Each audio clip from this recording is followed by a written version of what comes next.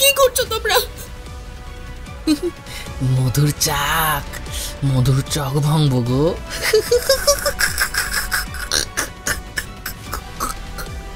একদম চিৎকার করবি না, মুখ বন্ধ রাখলে কোনো ভয় নেই। তোর জন্যে এই জঙ্গল ছেড়ে যাওয়া হলো না, তোর জন্যে বলছি তো কেউ নেই। চুপ! সত্য, পালা। সন্দীপ, নূপুর, সরে যা। খেলা শুরু হয়ে গেছে, মাদারির খেলা শুরু হয়ে গেছে, মাদারির খেলা শুরু হয়ে গেছে।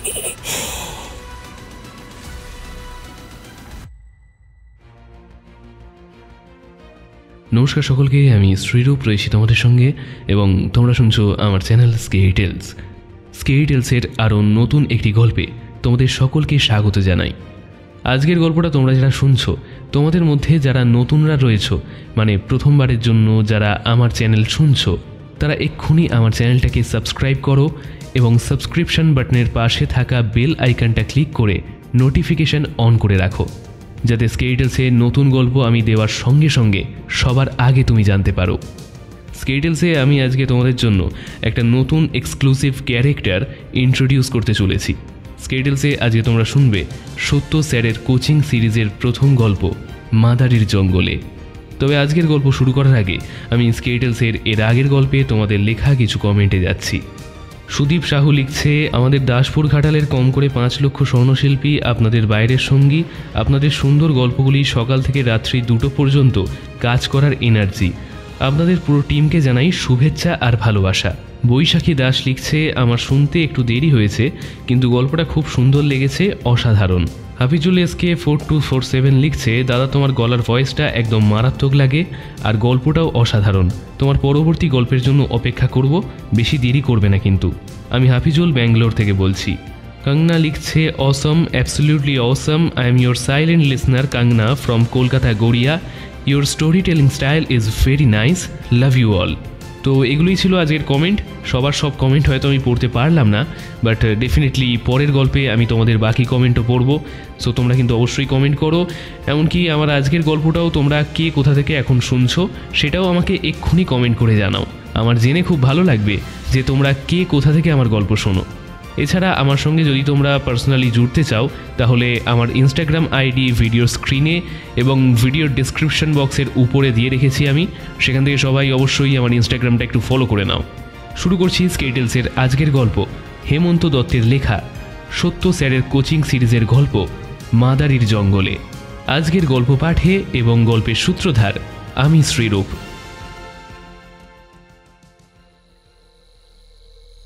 ঘন জঙ্গলের ভেতর কেমন শিরশিরে একটা হাওয়া বইছে, চারপাশের পরিবেশ যেন ভীষণ রকমের গা ছমছমে।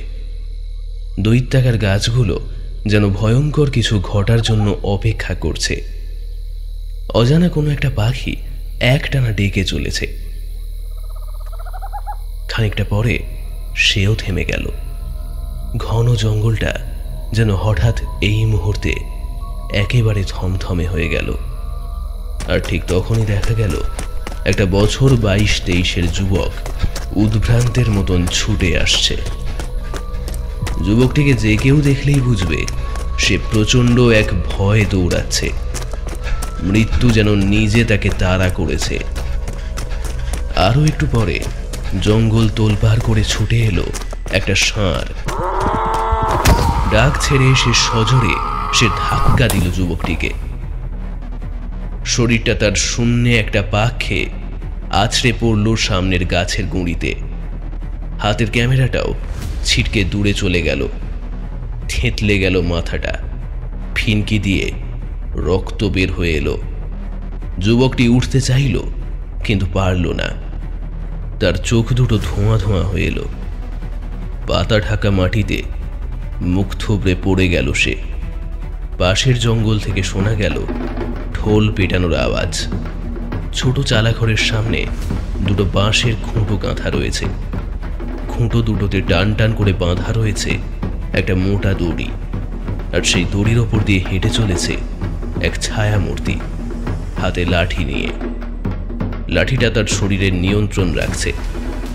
দড়ির ওপর দিয়ে যেতে যেতে সে মাঝপথে থেমে গেল, আলতো মুখ ঘোরালো। দেখা গেল তার কষ বেয়ে গড়িয়ে নামছে রক্তের একটা স্রোত। দড়ির নিচে দাঁড়িয়ে আছে আরো একটা ছায়া মূর্তি। সে পাগলের মতন ঢোলটা বাজাতে শুরু করলো। আরো কিছুটা দূরে দেখা গেল এক বয়স্ক লোক দাঁড়িয়ে আছে, তীক্ষ্ণ দৃষ্টিতে তাকিয়ে আছে ভাঙা চালা ঘরটার দিকে। বিড়বিড় করে বলছে, খেলা শুরু হয়ে গেছে, মাদারির খেলা শুরু হয়ে গেছে, মাদারির খেলা শুরু হয়ে গেছে।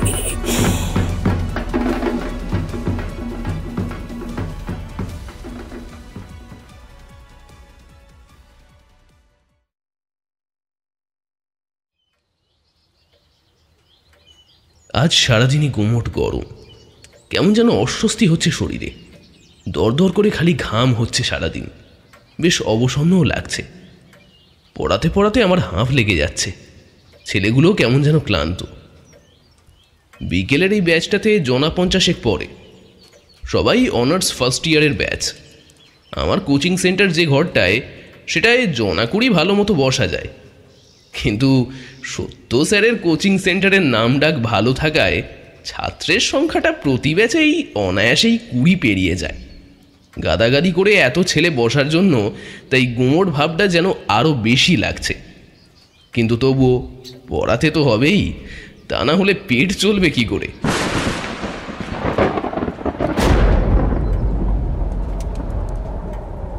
সবেমাত্র আমি নোট লেখাতে শুরু করেছি, অমনি হুড়মুড় করে ঝড় শুরু হয়ে গেল, সাথে মুহুর্মুহু বাজ। একটু পরেই ঝমঝম শব্দে বৃষ্টি নামলো আর ঝুপ করে লোডশেডিং হয়ে গেল। আমি মোমবাতিটা আনতেই যাচ্ছিলাম, এমন সময় সুদীপ বলল, স্যার আজ আর পড়তে ভালো লাগছে না, আপনি আজ আমাদের একটা গল্প শোনান না। হ্যাঁ স্যার, আজ আর নোটফোট লিখতে ভালো লাগছে না, একটা গল্প শোনান না। গল্প? কিন্তু গল্প মানে? না স্যার, কোনো কথা শুনবো না, গল্প আজ শোনাতেই হবে। আচ্ছা আচ্ছা বেশ, সে না হয় হবে, কিন্তু কি গল্প শোনাবো? একখানা খাঁটি ভূতের গল্প। ভূতের গল্প? আচ্ছা তাই শোনাচ্ছি, তোমরা খাতা গুটিয়ে ফেলো তাহলে। আমি তাহলে আজ বরং গল্পই শোনাই। কিন্তু একটা কথা বলি, এটা কিন্তু ঠিক গল্প নয়, সত্যি ঘটনা বলতে পারো তোমরা। এই ঘটনার সাক্ষী আমি নিজেই। আমি দেখলাম সবাই কেমন যেন টান টান হয়ে বসলো। বাইরে ঝড় বৃষ্টি সমানে চলছে, এমনিতেই বেশ গা ছমছমে পরিবেশ। এমন পরিবেশে গাঁগঞ্জের ভূতের গল্প শুনতে এবং বলতে দারুণ লাগে। আমি তাই নিজেকে একটু গোছালাম, তারপর শুরু করলাম বলতে।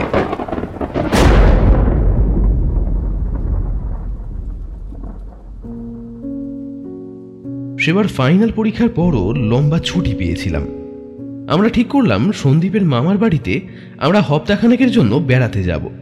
আমরা মানে আমি আর নূপুর, যেমন ভাবা তেমন কাজ। সন্দীপের সাথেই আমরা তার মামার বাড়ি চলে গেলাম। সন্দীপ ছোটবেলা থেকেই মামার বাড়িতে মানুষ হয়েছে। মামি মানুষ খারাপ নয়, কিন্তু আমাদের মধ্যে নূপুরকে দেখে একটু যেন ক্ষুণ্ণ হলেন, কেমন একটা যেন অস্বস্তিতে পড়ে গেলেন। কিন্তু মামা বেশ ভালো লোক, বিষয়টা বেশ জলদি সহজ করে দিলেন। জব্বর খাওয়া দাওয়ার সাথে বেশ ভালো মতোই আড্ডা চলছিল, কিন্তু তবু সময় যেন গতি পাচ্ছিল না। আমি আর নূপুর ঠিক করলাম ফিরে আসব। যেদিন ফিরব তার আগের দিন সন্ধেবেলায় সন্দীপ জানালো তাদের গাঁয়ের পিছনের দিকে নাকি একটা বেশ জঙ্গল আছে।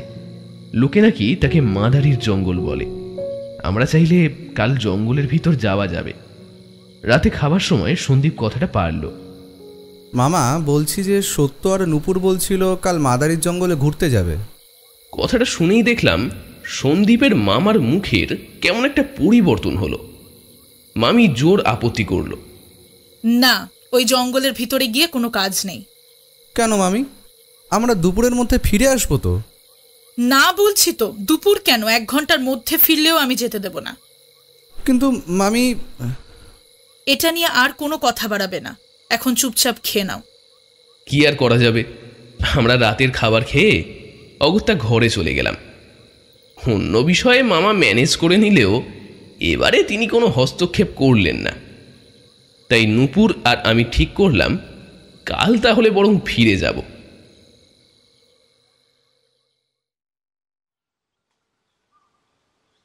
সময় মতো আমরা কাজ করে নিলাম। সকালে জলখাবার খেয়ে তিনজনে বের হলাম। রাস্তার মোড়ে একটা বাস আছে, সেটা ধরেই আমাদেরকে স্টেশনে যেতে হবে। আমরা অপেক্ষা করতে লাগলাম বাসের জন্য। একটু পরেই শুনতে পেলাম বাসের তীব্র হর্নের আওয়াজটা একরাশ ধুলো উড়িয়ে এসে দাঁড়ালো। কিন্তু বাসে উঠে আমরা তো অবাক, দেখলাম আমাদের সাথে সন্দীপও সেই বাসে উঠে পড়েছে। বাসটা একটা ঝাঁকুনি দিয়ে এবার চলতে শুরু করলো। তুই আবার বাসে চড়লি কেন? না না, এমনি। কিন্তু তখনও বুঝিনি সন্দীপের এই না এমনির মধ্যে কোনো রহস্য লুকিয়ে আছে। বুঝলাম মিনিট 10 পর বাসটা হোলি খেলায় আবির ছড়ানোর মতন রাস্তার ধুলো বাতাসে ছড়িয়ে দিয়ে সোজা স্টেশনের দিকে ছুটে চলল। হঠাৎ সন্দীপ চিৎকার করে উঠল, এই এই এই বাস থামাও এক্ষুনি। কেন, কি হলো? বাস দাঁড়াও কি জন্য? খুব দরকার, এক্ষুনি দাঁড়াও, আমাদের এখানেই নামতে হবে। এক প্রস্থ তর্ক বিতর্কের পর বাস আরও কিছুটা এগিয়ে গিয়ে তারপর থামল। আমরা তিনজনে নামলাম। হেল্পার ছেলেটি গজগজ করে আবারও বাসটা ছেড়ে দিল। কেমন পাবলিক কি জানি, মাঝ রাস্তাতেই নেমে গেল। পাগল নাকি? বাসটা আমাদের এই খ্যাপামোর জন্যই মনে হয় এক প্রস্থ কালো ধোঁয়া আমাদের গায়ে ছুঁড়ে দিয়ে চলে গেল। নূপুর ভ্রু কুঁচকে সন্দীপকে বলল, এই, তুই কি করতে চাইছিস বলতো? তোদের মাদারির জঙ্গল দেখাতে নিয়ে যাব। মানে কিভাবে? আরে আয় না আমার সাথে। না, আগে তুই বল যে তুই ঠিক কোন পাগলামোটা করতে চাইছিস। আর জঙ্গলে যাবি মানে? তোর মামি যদি জানতে পারে? কি করে জানবে? আমি তো বলেছি তোদেরকে স্টেশনে ছাড়তে যাচ্ছি। এখন যদি ট্রেন স্টেশনে 1 ঘন্টা লেট করে আসে তা আমি কি করতে পারি বলতো? সন্দীপ এক প্রস্থ আমাদের মুখের দিকে তাকালো, তারপর একই রকম হাসি নিয়ে বলল, আরে চিন্তা করিস না, ট্রেনের টাইম আমিকে 1 ঘন্টা হেরফের করেই বলেছি আমি। আর তাছাড়া জঙ্গলের পথে গেলে বাস পৌঁছানোর আগেই পৌঁছে যাব। চল চল, আরও তো ভাবনা চিন্তা করে কাজ নেই, চল। আমরা সন্দীপকে অনুসরণ করে এগিয়ে গেলাম। এসে পৌঁছলাম নদীর ঘাটে। সন্দীপ আমাদের উদ্দেশ্য করে বলল, এই দেখ, এটা হলো চাঁদিখালির ঘাট। এখান থেকে নৌকো নিয়ে যাব। শিমুলডালি ঘাট পেরিয়ে একটা খাড়ি পথ ধরতে হবে, সেখান থেকে মাদারি জঙ্গলে। কিন্তু আমি তাকিয়ে দেখলাম ঘাটে নৌকা একটা থাকলেও মাঝির কোনো দেখা নেই। সন্দীপ হাতের তালু দুটো মুখের কাছে নিয়ে ডাক দিল, মাঝি ভাই, ও মাঝি ভাই। না, কোনো উত্তর এলো না। সন্দীপের কপালে এখন চিন্তার ভাঁজ। নূপুর বেজার মুখ করে বলল, ব্যাস হয়ে গেল। এবার নয় সাঁতরে যেতে হবে, আর নয়তো গাছে উঠে বাসটাকে চিৎকার করে থামাতে হবে। সন্দীপ কথাটা গায়ে মাখল না, আমার দিকে তাকিয়ে বলল, হ্যাঁ রে সত্য, তুই নাও টানতে পারিস তো? তোর বাড়ি তো বাসন্তীতে, নিশ্চয়ই একটু আধটু পারবি। হ্যাঁ, তা তো পারবো, কিন্তু নৌকা মানে? কোনো মানে নেই, জলে ভাসছে নৌকো আর আমাদেরকে যেতেই হবে।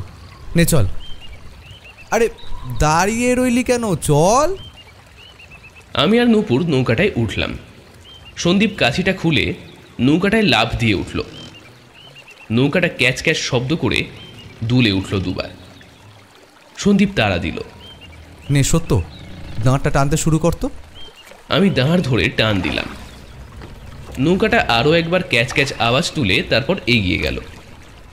আর তখনই দেখলাম নদীর পাড় ধরে একটা লোক ছুটে আসছে। তীক্ষ্ণ চিৎকারটা কানে এসে লাগলো, আমার নৌকাটা নিয়ে কোথায় যাচ্ছিস? থাম বলছি, এক্ষুনি থাম। সন্দীপ নৌকার পাটাতনে উঠে দাঁড়িয়ে গলা উঁচিয়ে বলল, ঘন্টাখানেকের মধ্যেই ফিরে আসবো, এসে তোমার পাড়ানিও মিটিয়ে দেবো। আমি দাঁড় বইতে বইতে দেখলাম লোকটা কোমরে জড়ানো গামছাটা ভীষণ রাগে নদীর চরে আছড়ে ফেলল। সন্দীপ এবার হো হো করে হেসে উঠল। ব্যাটা যদি নাগালে আমাদের পায় ওই দাঁড় দিয়েই মুন্ডচ্ছেদ করবে আমাদের। শোন না, কাজটা কিন্তু একদম ভালো হলো না রে। আমার না কেমন যেন লাগছে। আরে ধুর, কেমন লাগার আবার কি আছে রে? তোরা মাদারির জঙ্গল দেখতে চাইলি আর আমি দেখাবো না? আর তাছাড়া মাঝে মাঝে বলে ডাক তো দিলাম, ব্যাটা কোন ঝোপের আড়ালে লুঙ্গি তুলে বসেছিল সে দোষ তো আমাদের নয় প্রিয়। সন্দীপ আর নূপুরের খুনসুটি আরও কিছুক্ষণ চলল। আমি স্রোতের বিপরীতে দাঁড় টেনে চলেছি। কতদিনের অনভ্যাস, কষ্ট হচ্ছে আমার, হাঁপ ধরে যাচ্ছে, পেশিও শিথিল হচ্ছে, কিন্তু তবুও দাঁড় টেনে চলেছি। একটু পরেই আমরা সন্দীপের নির্দেশ মতো শিমুলডালি ঘাট পেরিয়ে একটা সরু খাঁড়ি পথে ঢুকলাম। সন্দীপ বেশ উৎসাহের সাথে বলল, আর একটু এগোলেই শুরু হবে জঙ্গল। আমরা নৌকাটা কোনো গাছের কাছি করে জঙ্গলে নামবো, বুঝলি? তারপর ডান দিক ধরে এগিয়ে যাব। জঙ্গলের গভীরটা হয়তো দেখতে পাবি না, কিন্তু জঙ্গলটা তো দেখতে পাবি। সেটা টপকে একটা মাঠ, আর সেটা পার হলেই রেল লাইন। আচ্ছা ভাই, তোদের এই জঙ্গলে এমন কি ভয়ানক পশু আছে যে তোর মামি এত আপত্তি করছিলেন? আমি দেখলাম সন্দীপের মুখের রং এক মুহূর্তে যেন ফ্যাকাশে হয়ে গেল, কিন্তু দ্রুত নিজেকে গুছিয়ে নিয়ে বলল, ঠিক জানি না, তবে কোনো পশু টশু নয়, অন্য কোনো ঝামেলা আছে। রায়গঞ্জের লোক তো বলে মাদারির জঙ্গলের গভীরে গেলে নাকি আর ফিরে আসা যায় না। কিন্তু কেন? কি আছে সেই গভীরে? এ তো দেখছি ভাই বারমুডা ট্রায়াঙ্গেলের কেস রে। ঘটনা আছে কিন্তু ব্যাখ্যা নেই। সেই রকমই বটে, তবে লোকের বলা গল্প অনুযায়ী সেই জঙ্গলের ভেতরে আছে। আমি গল্প বলা থামিয়ে দিলাম। দেখলাম ঋতু ফিস ফিস করে জয়িতাকে কিছু একটা বলছে। কিছু না, ঋতু বলছে জঙ্গলে একটা পোড়ো বাড়ি থাকবে আর সেখানে বাচ্চার কান্না, ভূতের লাফালাফি এইসব হবে এবার। আমি দেখলাম অনেকেই ঋতুর কারণে গল্প থেমে যাওয়ার জন্য খুব বিরক্ত বোধ করল। আমি আলতো হেসে বললাম, না ঋতু, কোনো পুরো বাড়িটারই নয়। এ গল্প ভূতের লাফালাফির থেকেও আরো ভয়ঙ্কর, আরো মর্মান্তিক। আমি নিজেকে একটু গোছালাম। সকলে কৌতূহলী মুখে আমার দিকে তাকিয়ে রইল। আমি আবারও বলতে শুরু করলাম। হ্যাঁ, যেটা বলছিলাম, সন্দীপ আমায় বলল, হ্যাঁ, যেটা বলছিলাম, লোকের বলা গল্প অনুযায়ী সেই জঙ্গলের ভেতরে আছে নাকি একটা চালাঘর। চালাঘরের আওতায় গেলে নাকি মানুষ অদৃশ্য হয়ে যায়। তবে আমি এটা বিশ্বাস করি না। চল সামনে এগিয়ে যাওয়া যাক। আমি আবারও দাঁড় টানতে শুরু করলাম। নৌকা খাঁড়ি পথ ধরে এগিয়ে চলল সোজা। বাতাসে কেমন একটা শিরশিরে ভাবও রয়েছে। খাঁড়ি পথে ঝুলে থাকা কোনো একটা গাছে অজানা কোনো একটা পাখি যেন তারস্বরে একটানা ডেকে চলেছে। ওই পাখির ডাকটা যেন আমার বুকের ভেতরটা কাঁপিয়ে দিচ্ছে। গুড়গুড়ে একটা অনুভূতি সেখানে বয়ে যাচ্ছে। আমরা কিছুটা এগিয়ে গিয়ে থামলাম। নৌকা থেকে নেমে আমরা জঙ্গলের ভিতরে ঢুকলাম। সন্দীপ এগোতে এগোতে বলল, জানিস, এই জঙ্গলের নাম কিন্তু আগে মাদারির জঙ্গল ছিল না। এর আদি নাম ছিল রঙ্গপুরের জঙ্গল। নামটা পাল্টালো কেন? সে এক বড় গল্প। তা শুনি সেই গল্প। সন্দীপ বলতেই যাচ্ছিল, কিন্তু ঠিক তখনই একটা গরুর ডাক আচমকা গোটা জঙ্গলটাকে যেন কাঁপিয়ে দিল। অবশ্য ডাক না বলে তাকে একটা আর্তনাদ বলাই বরঞ্চ ভালো হবে। আমি দেখলাম সন্দীপ সেই ডাকে হঠাৎ থমকে দাঁড়িয়ে গেল। তার মুখ এখন ছাই বর্ণ ধারণ করল। নূপুর কৌতূহলী হয়ে জিজ্ঞেস করল, জঙ্গলের ভেতর বাঘ সিংহ ডাকে, সেটা ঠিক আছে, কিন্তু গরুর ডাক কেন ভাই? নাকি কেউ বাস করে জঙ্গলে? আরে চল চল, ট্রেনের সময় হয়ে যাচ্ছে, তাড়াতাড়ি জঙ্গলটা পেরিয়ে যেতে হবে। ও, ট্রেনের টাইম হয়ে গেল? হ্যাঁ, সেই রকমই। কথাটা বলেই সে হনহন করে সামনের দিকে হাঁটা দিল। আমার কেন যেন মনে হলো সন্দীপ ভীষণ একটা ভয়ে জঙ্গলটা ছেড়ে পালাতে চাইছে। হঠাৎ সামনের জঙ্গলটা একটা বিচ্ছিরি আওয়াজ তুলে নড়ে উঠল। সন্দীপ থেমে গেল, আমরাও তখন থেমে গেছি। আমি দেখলাম সন্দীপের কণ্ঠনালীটা একবার ওপর নিচে দুলে উঠল। জঙ্গলে পা দিয়ে থেকে আমার বুকের ভেতরটা গুড়গুড় করছিল। এখন যেন সেটা ধুকপুকুনিতে পরিণত হয়েছে। কাঁপা গলায় তাই আমি জিজ্ঞেস করলাম, কি হলো সন্দীপ? ওই ছোপের আড়ালে না কেউ আছে। কেউ আছে মানে? কোনো হিংস্র জানোয়ার? না, কোনো লোক মনে হচ্ছে। নূপুর কিছু একটা বলতে যাচ্ছিল, কিন্তু তার আগেই সামনের ঝোপঝাড় টোপকে দেখলাম সন্দীপের কথা মতো একটা লোক সত্যি ছুটে আসছে। লোকটাকে এক নজরে দেখে আমার পাগল বলেই মনে হলো।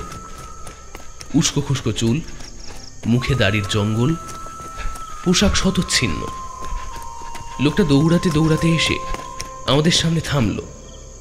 খোলাটে এক দৃষ্টি নিয়ে আমাদেরকে দেখল, তারপর পাগলের মতন হঠাৎ চেঁচিয়ে উঠল, কোথায় পালাচ্ছিস? কোথায় পালাচ্ছিস? পালাতে পারবি না, কোথাও পালাতে পারবি না। রংপুরের জঙ্গলে মাদারির খেলা শুরু হয়ে গেছে। শোন শোন শোন শোন, ঢোল বাজতে শুরু করে দিয়েছে, মাদারির খেলা হবে, মাদারির খেলা। লোকটা উন্মাদের মতন সামনের জঙ্গলের গাছপালার আড়ালে হঠাৎ অদৃশ্য হয়ে গেল। সন্দীপ নূপুরের হাত ধরে টান দিল। আরে দাঁড়িয়ে গেলি কেন? চল না। নূপুরের হাত ধরে সামনের দিকে প্রায় টানতে টানতে দৌড়ে চলার মতন সন্দীপ এগিয়ে চলল। আমিও কিছুটা ভয় পেয়ে, কিছুটা না বুঝেই তাদের মতোই ছুটে চললাম। ভেসে আসা ঢোলের শব্দটা যেন বুকে হাতুড়ি পেটাচ্ছে। সন্দীপ আর নূপুর তখন সামনে ছুটে চলেছে। তাদের পিছনে কিছু না বুঝেই আমিও তাদের সঙ্গে সঙ্গে ছুটে চলেছি। কিন্তু দেখলাম সন্দীপ আর নূপুর হঠাৎই থেমে গেল। আমিও থেমে গেলাম। ঠিক যেভাবে কিছুটা না বুঝে ছুটেছিলাম, ঠিক সেভাবেই কিছু না বুঝে আমিও থেমে গেলাম। কিন্তু তখনও ভাবিনি যে একটু পরেই কত ভয়ঙ্কর ঘটনা ঘটতে চলেছে। এমন সময় হঠাৎ হুট করেই কারেন্ট চলে গেল। সকলেই মৃদু গুঞ্জন করে উঠল। আমি থেমে গেলাম। গল্প বলার ছমছমে পরিবেশটা চলে যেতে যেন গল্পের তাল কেটে গেল। আমি ছেলেদের দিকে তাকিয়ে বললাম, কারেন্ট তো এসে গেছে, বাইরে ঝড় বৃষ্টিও কমে এসেছে, তাহলে নোট লেখানো শুরু করা যাক নাকি? সকলেই প্রায় হাত হাত তুলে আপত্তি জানালো যে তারা আজ পড়বে না। জয়িতা উঠে গিয়ে লাইটের সুইচটা এখন অফ করে দিল। তারপর নিজের জায়গায় ফিরে এসে বলল, নিন স্যার, আবার আগের মতোই চমচমে পরিবেশ। আপনি বাকি গল্প বলতে শুরু করুন। কি ভয়ঙ্কর ঘটনা ঘটলো তারপর? আমি আলতো মাথা নেড়ে আবারও বলতে শুরু করলাম।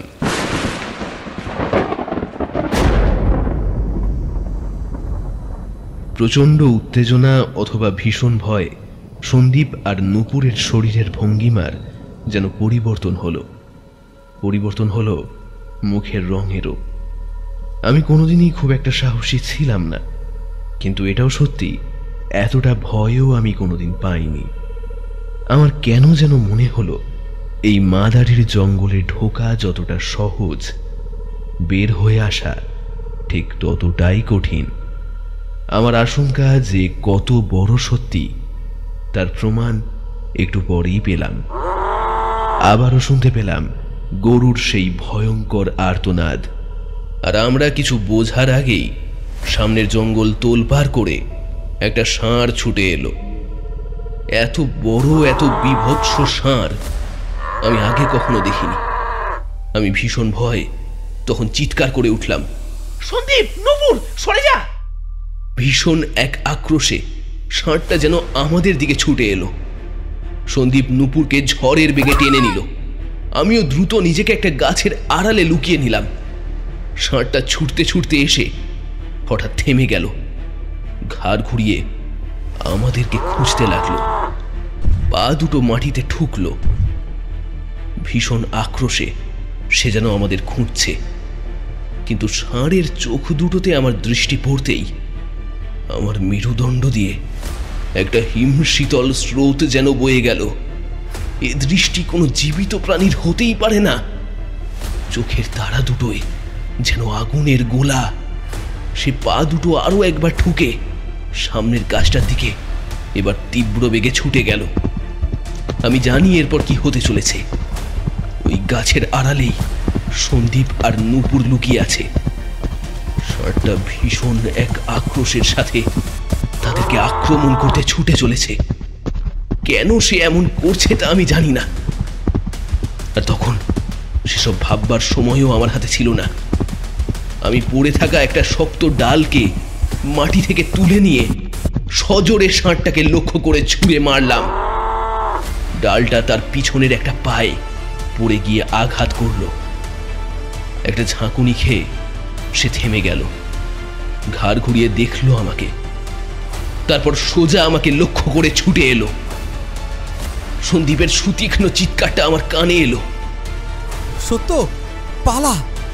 হ্যাঁ, আমি দৌড়াতে শুরু করলাম, কিন্তু পিছনে একটা সুবিশাল অতি প্রাকৃত ষাঁড় আমায় তাড়া করেছে।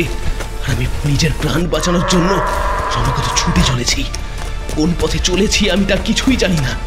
ডালপালায় আমার গা হাত পা সব ছড়ে যাচ্ছে, আমার বুকের দম ফুরিয়ে আসছে, কিন্তু কিন্তু তবুও আমি ছুটে চলেছি আমি যতক্ষণ পারি।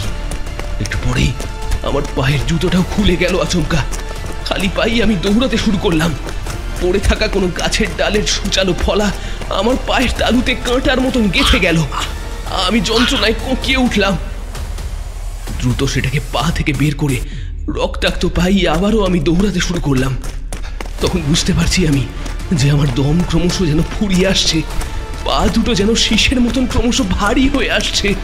কিন্তু তবুও হিংস্র ওই পশুর নাগাল থেকে নিজেকে বাঁচানোর জন্য আমি উদ্ভ্রান্তের মতন ছুটে চলেছি। একটু পরেই দেখতে পেলাম সামনে একটা ভাঙাচোরা চালাঘর রয়েছে। উঠোন মতো জায়গাটায় কিছু একটা যেন রয়েছে, কিন্তু আমার এখন সেসব দেখার ইচ্ছে বা উপায় কোনোটাই নেই। আমি ঝড়ের বেগে উঠোনটা পেরিয়ে সোজা চালাঘরের ভিতর ঢুকে গেলাম। আমার শরীরের শক্তি তখন ফুরিয়ে গেছে, আর পারলাম না। আমি ধুলো পাতায় ঢাকা মেঝেতেই আমি নিজের নিয়ন্ত্রণ হারিয়ে পড়ে গেলাম। ঢোল পেটানোর একটা শব্দ হলো, কোনো মহিলা যেন ধমক দিল।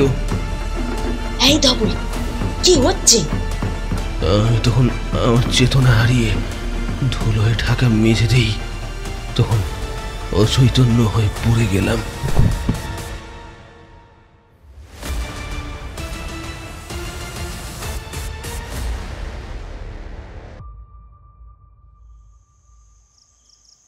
সত্য, সত্য, তুই ঠিক আছিস তো? কথাগুলো ঢেউয়ের মতন আমার কানের কাছে যেন আছড়ে পড়ল, ধাক্কা দিল চেতনাকে। মুখে ঠান্ডা জলের অনুভূতি লাগতেই আমার চোখ খুলে গেল। ছায়া ছায়া দুটো মুখ চোখের পর্দার সামনে ভেসে উঠল। দৃষ্টি একটু সইতে দেখলাম সন্দীপ আর নূপুর ভীষণ উদ্বিগ্ন মুখে আমার দিকে তাকিয়ে আছে। সত্য, এই ভাই, ঠিক লাগছে একটু? তাহলে ফিরবো আমরা। আমি উঠে বসলাম, তাকালাম এদিক ওদিক। তুই কি কাউকে খুঁজছিস? হ্যাঁ, একজন মহিলা। মহিলা? এখানে মহিলা কোথায় পাবি? হ্যাঁ, ছিল। সে ধমক দিতেই তো গরুটা থেমে গেল। আমি দেখলাম নূপুর আর সন্দীপ চোখে চোখে ইশারা করছে, অর্থাৎ তারা আমার কথা বিশ্বাস করেনি। আমি আর কথা বাড়ালাম না, বের হলাম বাইরে। উঠোন মতো জায়গাটায় গিয়ে আমি থেমে গেলাম। ছোট ছোট ঝোপঝাড় জন্মেছে, শুকনো পাতাও পড়ে আছে, কিন্তু যে জিনিসটা আমাকে থামিয়ে দিয়েছে তা হলো দুটো বাঁশের খুঁটো আর মাটির তৈরি একটা গরুর মূর্তি। খুঁটো দুখানি জীর্ণ হয়েছে, মূর্তিটার গায়ের মাটিও খসে পড়েছে। আমাকে থেমে যেতে দেখে নূপুর বলল, কিরে, থামলি কেন? সন্দীপ বলছে ঘন্টা দুয়েক পরে আরও একটা ট্রেন আছে, সেটা তো ধরতে হবে। আমি যেতে চাইলাম, কিন্তু পারলাম না। কেউ যেন অদৃশ্য কোনো দড়িতে আমার পা বাঁধছে। এই সত্য, আয়, ভয় পাস না, ষাঁড়টা আর নেই। আয় ভাই, না হলে এই ট্রেনটাও কিন্তু মিস হয়ে যাবে। আমি বললাম নাকি অন্য কেউ বলল জানি না, তবে আমার ঠোঁট চিরে তখন একটাই কথা বের হয়ে এলো, ওটা ধবলি। ধবলি? কে ধবলি? ওই যে ওখানে দাঁড়িয়ে। আমি মাটির মূর্তির দিকে আঙুল বাড়ালাম। দেখ, অনেক ছোটাছুটি হয়েছে, জঙ্গলে ঘোরার শখও আমার মিটে গেছে। এখন ভালোই ভালোই বাড়ি ফিরতে পারলে বাঁচি। নূপুর আমার হাত ধরে টান দিল বটে, আর আমিও আপ্রাণ চাইছি চলে যেতে, কিন্তু তবুও যেন আমার পা নড়ল না। গলা ঠেলে শুধু বের হয়ে এলো, ধবলি।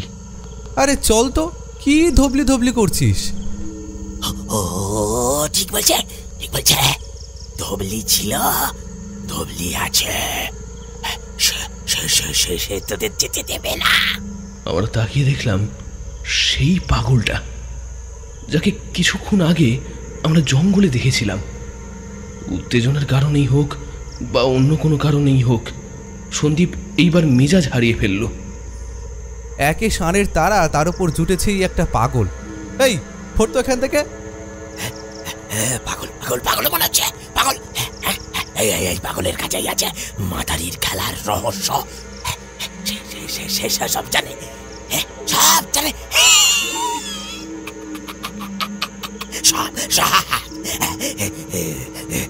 ধবলিকে মরতে হলো ওই ওই ওই শয়তান ছেলেগুলোর জন্য। পরিযাও তো মরে গেল, কিন্তু মরেছে কোথায়? কোথায় গেল? এখানেই তো ছিল। গেল গেল গেল কোথায়? এখানে তো ছিল, গেল কোথায়? বলতে বলতেই লোকটা সামনের গাছের সারিগুলোর আড়ালে চলে গেল। এক মুহূর্তের জন্য সন্দীপ আর নূপুর তখন থমকে গিয়েছিল। আবারও নূপুর আমায় টান দিল। একটা ঝাঁকুনি খেয়ে আমি এগিয়ে গেলাম, কিন্তু বেশি দূর যেতে হলো না। ধবলি নামক ষাঁড়টি আবারও জঙ্গল ভেঙে ছুটে এলো, আর আমরা কিছু বোঝার আগেই সে সজোরে ধাক্কা মারল সন্দীপকে। তার দেহটা ছিটকে গিয়ে পড়ল দূরে। নূপুর চিৎকার করে উঠল, সন্দীপ! ষাঁড়টা এবার মুখ ফিরিয়েছে নূপুরের দিকে। সে এখন তেড়ে আসছে ভীষণ আক্রোশে। আমি সন্দীপের দিকে ছুটে যেতে গিয়েও তখন থেমে গিয়েছি। ষাঁড়টা শিং উঁচিয়ে আসছে। আমার শরীর আপনা হতেই যেন টান টান হয়ে গেল। ষাঁড়টা কাছে আসতেই আমি তার একটা শিং ধরে মুখটা তার ঘুরিয়ে দিলাম। সে এইবার দিকভ্রষ্ট হলো। নূপুর আঘাতের হাত থেকে বাঁচল বটে, কিন্তু আমার মনে হলো আমার হাত বেয়ে যেন হাজারো ভোল্টের বিদ্যুৎ ছুটে গেল। শরীরটা যেন ঝাঁকুনি খেয়ে গেল ভীষণ রকম। ধবলি জঙ্গলের আড়ালে চলে গেল। আমি সামলালাম নিজেকে, ছুটে গেলাম সন্দীপের দিকে। তার মুখে তখন যন্ত্রণার আর্তনাদ। কিরে ভাই, খুব লেগেছে? হ্যাঁ রে, মনে হচ্ছে ডান পায়ের হাতটা ভেঙেছে। উঠে দাঁড়াতে পারবি না? আমিও সত্য তোকে ধরছি, একবার চেষ্টা কর না। সন্দীপ আমাদের দুজনের কাঁধে ভর দিয়ে উঠে দাঁড়ালো বটে, কিন্তু ডান পাটা ঠিক মতো ফেলতে পারছে না। আমি বুঝতে পারলাম না কি করব এখন। নূপুর উদ্বিগ্ন গলায় জিজ্ঞেস করলো সন্দীপকে, কিরে ভাই, যেতে পারবি তো? হ্যাঁ, যেতে তো হবেই। চল, ওই ডান দিকে যে বড় গাছটা আছে ওর পাশে বাস দিয়ে সোজা এগিয়ে গেলে খানির ধারে পৌঁছাবো। সেখানে গিয়ে না হয় নৌকোটা খোঁজা যাবে। আমার পায়ের যে অবস্থা, উফ, রেল লাইন পর্যন্ত যেতে পারবো না রে। আচ্ছা ঠিক আছে, আমাদের ফেরার কথা পরে ভাবা যাবে। আগে তোর পায়ের চিকিৎসার একটা ব্যবস্থা করি। আমি যখন জানবে তখন আর আমাদের আস্ত রাখবে না। সে দেখা যাবে, এখন আগে জঙ্গলটা থেকে বের হই। আমরা ডান দিকের গাছের ধারের রাস্তাটা ধরে তখন এগিয়ে চললাম। বুঝতে পারছি সন্দীপের ভীষণ কষ্ট হচ্ছে হাঁটতে। দাঁতে দাঁত চেপে সে হেঁটে চলেছে আমাদের দুজনের কাঁধে ভর দিয়ে। কিন্তু সত্যিই যে মাদারির জঙ্গলে একবার ঢুকলে আর বের হওয়া যায় না, তা একটু পরেই বুঝলাম। আরও কিছুটা এগিয়ে তারপর আমাদের থামতে হলো। সন্দীপ বলল, এই গাছের তলায় একটু বসি, খুব কষ্ট হচ্ছে রে হাঁটতে। দেখলাম সন্দীপের কপাল বেয়ে তখন ঘামের স্রোত নামছে। তাকে গাছের নিচে বসালাম। ব্যাগ থেকে জলের বোতলটা বের করে সন্দীপের মুখে নুপুর ধরল। ঢকঢক করে অনেকটা জল খেলো সন্দীপ। নুপুর নরম স্বরে জিজ্ঞেস করল, কি রে, একটু ঠিক লাগছে? হ্যাঁ, কিন্তু আমার পাটায় কোনো লতা পাতার একটু বাঁধনের ব্যবস্থা কর। খুব যন্ত্রণা হচ্ছে রে। কথাটা শুনেই নুপুর গলার ওড়নাটা দিয়ে সন্দীপের পাটা বেঁধে দিল শক্ত করে। কি রে, একটু ঠিক লাগছে? হ্যাঁ, চল যাওয়া যাক। আমরা এগোতে লাগলাম, কিন্তু ঠিক তখনই আবারও সেই হাম্বা ডাকটা কানে এলো। আমরা তিনজনে চমকে তাকালাম। দেখলাম ধবলি নামক ষাঁড়টা সেই একই রকম আক্রোশে আমাদের দিকে ছুটে আসছে। সন্দীপকে আমি আর নুপুর ঝড়ের বেগে সরিয়ে নিলাম পিছনের ঝোপের মধ্যে। ধবলি এসে সজোরে ধাক্কা দিল গাছটায়।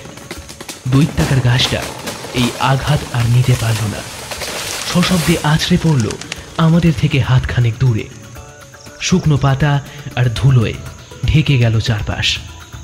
গাছের ডালে বসে থাকা পাখিগুলো ভীষণ ভয়ে ডানা ঝাপটে উড়ে গেল। এমনিতেই ভয় গুটিয়ে আছি, তাতে আবার গাছটা ভেঙে পড়ায় যেন ভয়টা আরও বেড়ে গেল।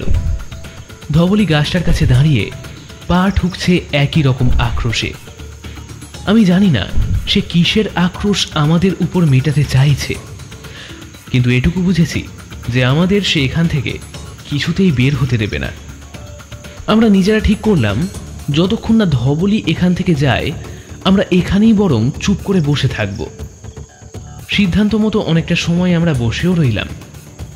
বেশ কিছুটা সময় পর মনে হলো ধবলি বোধহয় চলে গেছে। আমি ঝোপের আড়াল থেকে উঠে একবার দেখতে চাইলাম। ধবলির আগুন চোখ দুটো মনে হয় আমাদেরকেই তখন খুঁজছিল। সে ভয়ঙ্কর এক ডাক ছাড়ল। ঝট করে বসে পড়লাম। সন্দীপের অবস্থা তখন উত্তরোত্তর আরও খারাপ হচ্ছে। এক্ষুনি তাকে নিয়ে গিয়ে কোনো চিকিৎসার ব্যবস্থা করতে হবে, কিন্তু যাব কিভাবে? ঝোপের উল্টো দিকে এক ভীষণ আক্রোশে ধবলি তখনও অপেক্ষা করছে। কোনো এক অজানা কারণে মারতে চাইছে আমাদের। খুর ঠোকার শব্দটা যেন বুকে হাতুড়ি পেটাচ্ছে। সন্দীপের মুখে তখন যন্ত্রণার চিহ্ন। নুপুরের মুখ ভয় ফ্যাকাশে হয়ে গেছে। আর আমিও জানি যে আমার মুখে তখন চরম হতাশার ছাপ পুরো আঠার মতন লেগে আছে। ধবলি নামক অতিপ্রাকৃত এক ষাঁড়ের ভয় আমরা তখন কথা পর্যন্ত বলতে পারছি না। আমরা দম বন্ধ করে তখন তিনজনে চুপচাপ বসে আছি। কিন্তু বিপদ যখন আসে সে দোসর নিয়েই আসে। বুঝতে পারেনি নুপুর কখন কাঁকড়া বিছেটা নিঃশব্দে তার পায়ের পাতায় উঠে এসেছে। নুপুর কিছু খেয়াল করার আগেই সে তার হুল নুপুরের পায়ের পাতার উপর বসিয়ে দিয়েছে। নুপুর যন্ত্রণায় তীব্র আর্তনাদ করে উঠেছে। আমি চেপে ধরেছি তার মুখ। নুপুর পা ছিটকে দিতেই কাঁকড়া বিছেটা ছিটকে চলে গেছে। সন্দীপ ঘোষ্টে এগিয়ে এসেছে নুপুরের কাছে। কিরে, খুব যন্ত্রণা হচ্ছে? আমার মুঠোয় চেপে ধরা আছে নুপুরের মুখ, তাই তার মুখ থেকে একটা চাপা ঘরঘরানির শব্দ শুধু বের হয়ে এলো। যন্ত্রণায় নুপুরের চোখ ফেটে তখন জল এসে গেছে। আমি এক মুহূর্ত নিজেকে গোছালাম। একটা বেপরোয়া সিদ্ধান্ত নিয়ে ফেললাম। নুপুর আর সন্দীপকে উদ্দেশ্য করে বললাম, তোরা একটু বস, আমি আসছি। কোথায় যাবি? আগে ওই ষাঁড়টার ব্যবস্থা করব। যাস না সুব্ধ, বিপদ পারবে। এছাড়া আর কোনো উপায় নেই রে। বিপদের পাঁকেই তো ডুবছি আমরা। মরিয়ে একটা চেষ্টা করতেই হবে আমাদের। এভাবে হাত পা গুটিয়ে বসে থাকলে তোরা দুজনে যন্ত্রণাতেই মরে যাবি। আমি শক্ত একটা গাছের ডাল আমার মুঠোয় নিলাম তারপর ঝোপ টপকে গেলাম। ধবলি আমাকে আগুন চোখে একবার দেখল, কালক্ষয় না করে ছুটে এলো আমার দিকেই।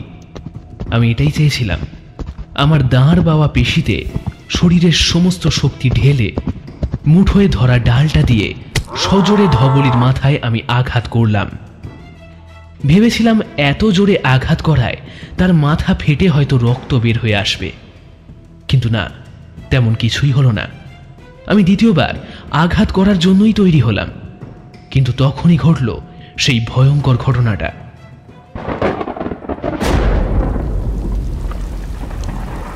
একটানা গল্প বলতে বলতে আমার গলাটা শুকিয়ে গেছে। আমি বোতল থেকে অনেকটা জল খেলাম।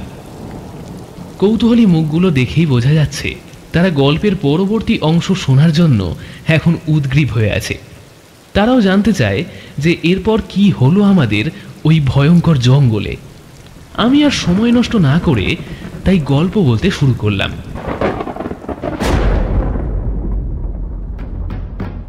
আমি যেই গাছের ডালটা তুলেছি অমনি শুনতে পেলাম সেই ঢোলের আওয়াজটা। সেটা এত কাছে বাজলো যেন বাজ পড়ল বলে মনে হলো। আমি চমকে তাকালাম, আর যা দেখলাম তাতে আমার গোটা শরীর একেবারে কেঁপে উঠল। মাত্র হাতখানেক দূরে একটা লোক দাঁড়িয়ে আছে, তার হাতে একটা বিশাল ঢোল। জঙ্গলে ঢোকার পর থেকে খুব সম্ভবত এই ঢোলটার আওয়াজই আমি শুনেছিলাম, কিন্তু আমার চমকানোর তখনও বাকি ছিল। লোকটা কয়েক পা সরতেই দেখলাম ঠিক তার পিছনে এক মহিলা দাঁড়িয়ে আছে, হাতে তার বাঁশের লাঠি। তারা দুজনের ধীর পায় ক্রমশ আমার দিকে এগিয়ে আসছে। লোকটা প্রতি পদক্ষেপে ঢোলের আওয়াজ করতে করতে এগোচ্ছে। তাদের এগিয়ে আসার ভঙ্গিমাই বলে দিচ্ছে যে তারা আমায় মারতে চাইছে। কিন্তু কারা এরা? হঠাৎ ভোজবাজির মতন এভাবে কোথা থেকে উদয় হলো? আর এরা দুজন আমায় মারতেই বা চাইছে কেন? না, শুধু দুজন নয়, তিনজন। ধবলিও আমাকে লক্ষ্য করে তখন ছুটে আসছে। আমি পাথরের মূর্তির মতন তখন দাঁড়িয়ে গেছি। আমার স্নায়ু আর তখন কাজ করছে না। জানি একটু পরেই ভয়ঙ্কর মৃত্যু গ্রহণ করতে হবে আমাকে। নুপুর আর সন্দীপ হয়তো চিৎকার করে কিছু আমাকে বলল, কিন্তু সেটা যেন আমার কানে পৌঁছানোর আগেই বাতাসে মিলিয়ে গেল। তিনটে অতি প্রাকৃত অলৌকিক প্রাণী আমাকে মৃত্যুলোকে পাঠাতে তখন এগিয়ে আসছে। আমি পাথরের মূর্তি হয়ে তখন দাঁড়িয়ে আছি, আর একটু পরেই আমার শরীরটা বাতাসে উঠে গেল। আমি তখন চেতনা হারিয়ে ফেললাম।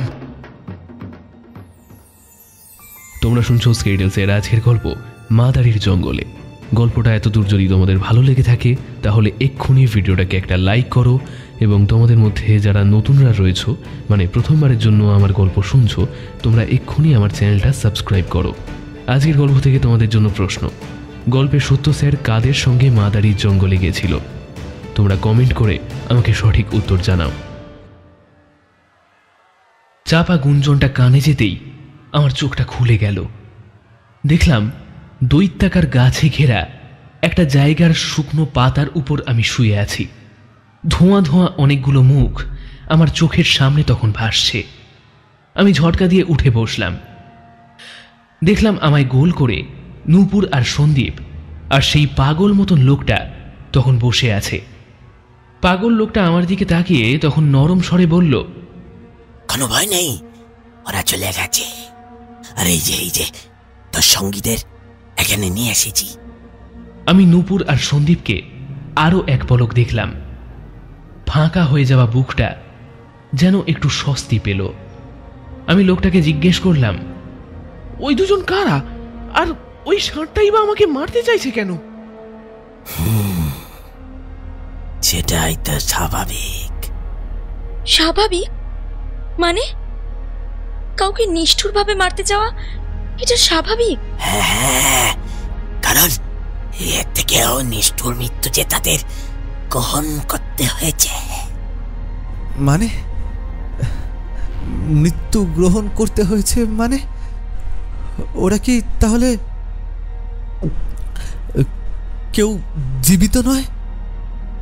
না, ওরা মরে গেছে। বছর 5 আগেই মরে গেছে।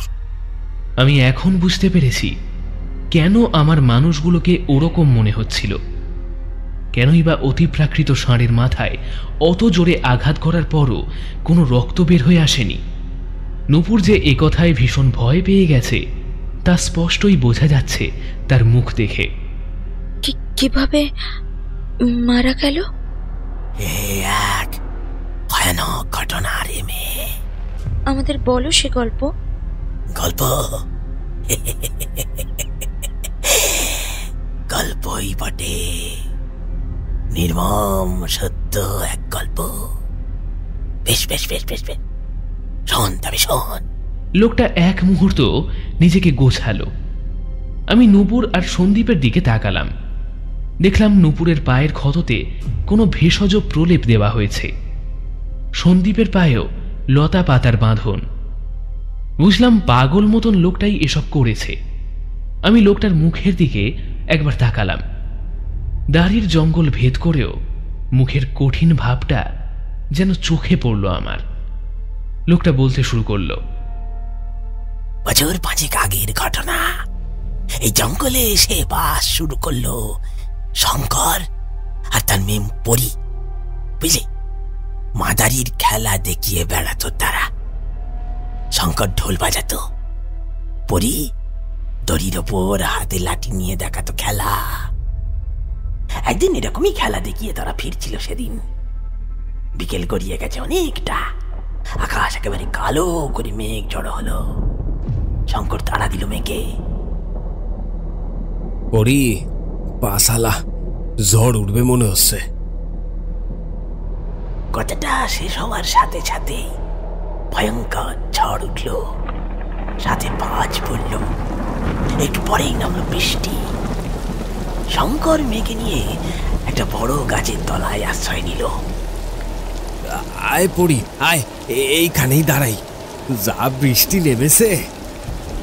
বেশ অনেকটা সময় তারা দাঁড়িয়ে রইল গাছের নিচে।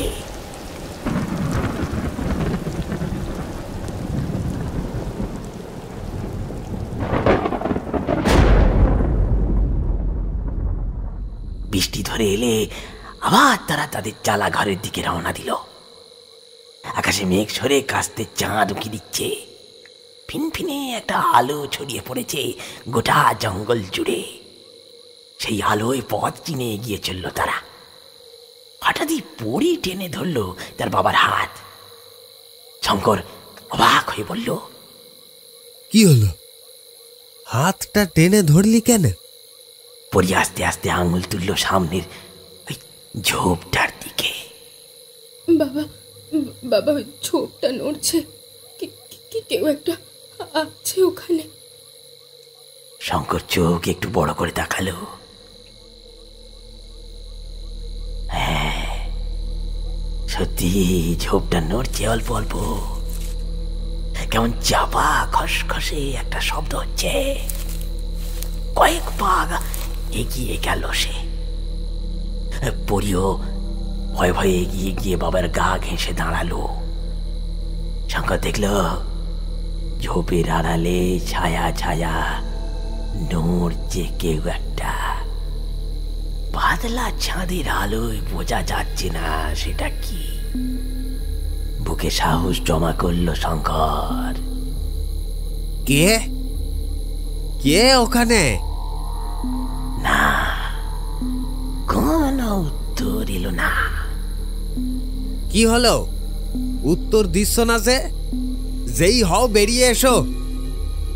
এইবারে ঝোপটা আরো জোরে নড়ে উঠল, কিন্তু কোনো উত্তর এলো না। পরি বাবার আরো গা ঘেঁষে দাঁড়ালো। ভয়ে তার বুকটা একবার টিপ টিপ করছে। শঙ্কর হাতের লাঠিটা শক্ত মুঠোয় ধরে এগিয়ে গেল। পরি পরি ভীষণ ভয়ে যেন গুটিয়ে যাচ্ছে প্রতিটি মুহূর্তে। লাঠিটা উঁচিয়ে শঙ্কর ঝোপে আঘাত করতেই যাচ্ছিল, তখনই ডাকটা কানে এলো। আরে, এ তো একটা বাসুর। ঝড়ের সময় কোনোভাবে দল ছুট হয়ে এখানে আটকা পড়েছে মনে হচ্ছে। ছুটে গেল পরি, দেখলো সত্যি ধবধবে সাদা একটা বাছুর আটকে গেছে ঝোপের জালে। গলাটা দু হাতে ধরে বের করে আনলো বাছুরটাকে। বাছুরটা কোনো এক অজানা ভয়ে ডাক ছাড়লো। তোর কোনো ভয় নেই, চল আজ আমাদের সঙ্গে যাবি, কাল তোকে জঙ্গলের বাইরে বাবা ছেড়ে দিয়ে আসবে। বাছুরটা হয়তো বুঝলো পরীর কথা, মাথাটা গুঁজে দিল পরীর দু হাতে। আরো একটু পরে তিনজনে এগিয়ে চলল জঙ্গলের চালা ঘরটার দিকে।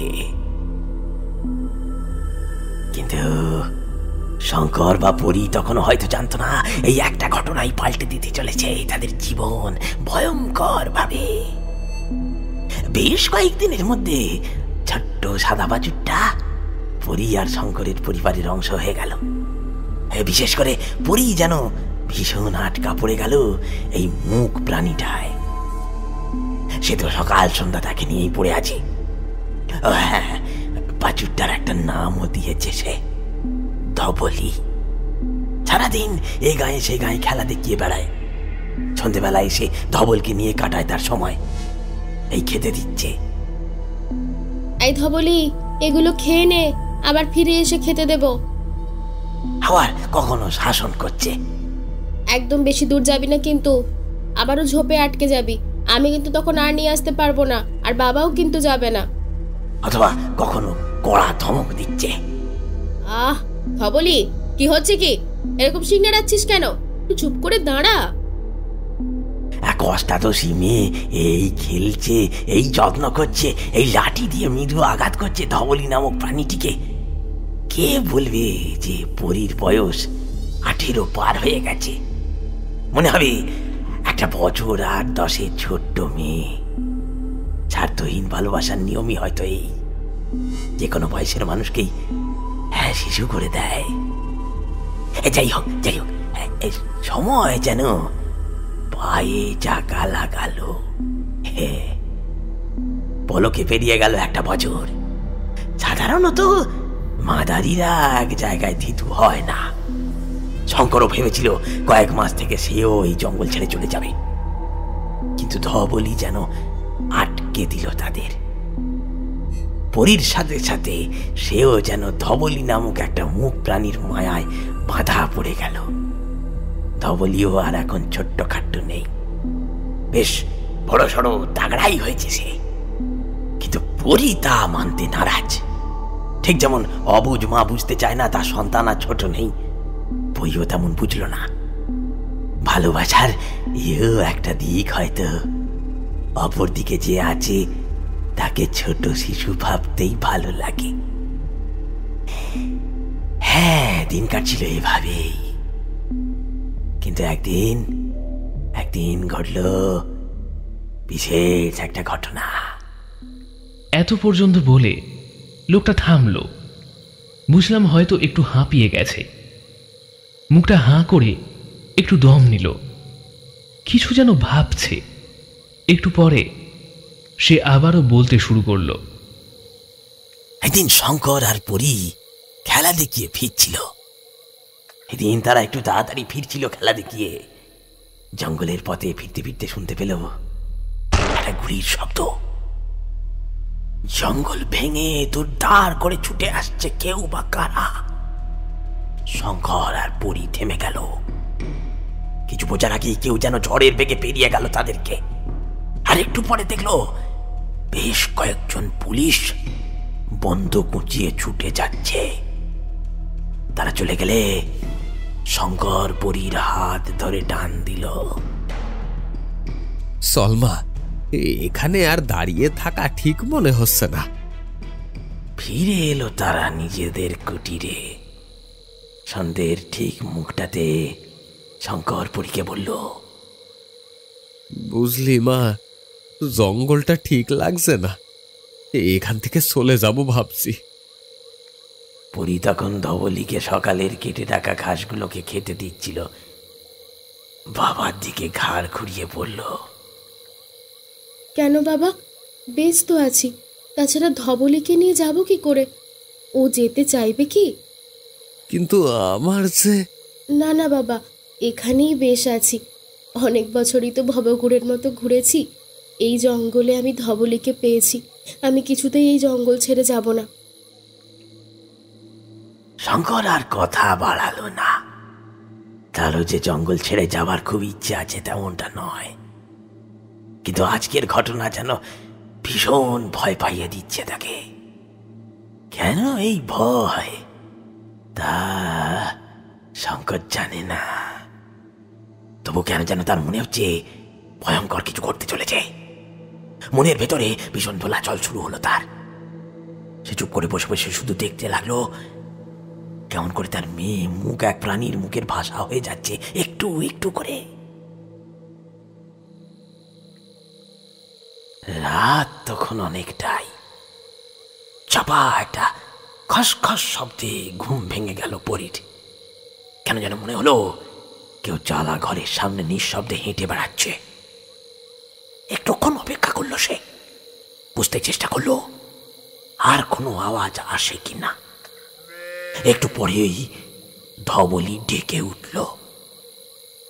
উঠে পড়ল পরি বিছানা ছেড়ে। তার কেন যেন মনে হলো কেউ এসেছে তার ধবলিকে নিয়ে যেতে। একবার সে তার বাবার দিকে তাকালো। হাতখানেক দূরে একটা বিছানায় পাশ ফিরে শুয়ে আছে তার বাবা। পরি নিঃশব্দে বের হলো ঘর থেকে। বাইরের উঠোন মতন জায়গাটায় সে এসে দাঁড়ালো। আকাশের ফালি চাঁদের আলো পাতা ছুঁয়ে নামছে উঠোনে। তাতে জায়গাটা যেন আরো রহস্যময় হয়ে আছে।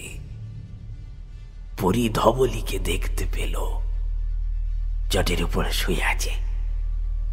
তবে সে ঘুমোচ্ছে না, বরং সেও ঘাড় তুলে খুঁজছে কাউকে।